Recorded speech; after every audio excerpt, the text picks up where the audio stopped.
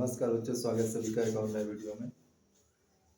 तो आज हम लोग सीखने वाले हैं कार्बनिक यौगिक किसे कहते हैं और जैव सिद्धांत क्या है और उसका अंत कब हुआ। तो आइए समझते हैं। तो कार्बनिक यौगिक किसे कहते हैं।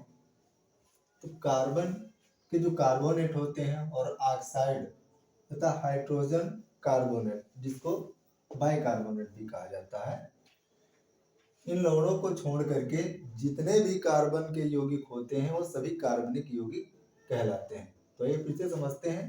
कार्बन के कार्बोनेट तथा ऑक्साइड, हाइड्रोजन कार्बोनेट तथा लवण को छोड़कर कार्बन के सभी यौगिक कार्बनिक यौगिक कहलाते हैं। तो आइए समझते हैं जैव शक्ति सिद्धांत क्या है। तो एक फ्रांस के वैज्ञानिक थे वर्जेलियस। इनके अनुसार इन्होंने एक सिद्धांत दिया था। इनका मानना था कि जितने भी कार्बनिक यौगिक हैं वे जीव जंतुओं के द्वारा ही प्राप्त हुए हैं। अर्थात उनका मानना था किसी भी कार्बनिक यौगिक का निर्माण यदि करना है तो जैव शक्ति का होना जरूरी है, अर्थात जैव जगत का होना जरूरी है। उनका कथन है कार्बनिक यौगिकों के निर्माण के लिए जैव शक्ति की उपस्थिति अनिवार्य है। इनका कहने का मतलब यह है कोई भी कार्बनिक यौगिक प्रयोगशाला में नहीं बनाया जा सकता है।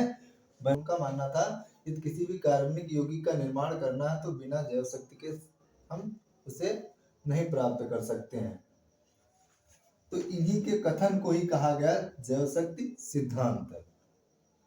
तो आगे समझते हैं इनके सिद्धांत अर्थात जैव शक्ति सिद्धांत जो इन्होंने दिया था इसका अंत कब हो गया।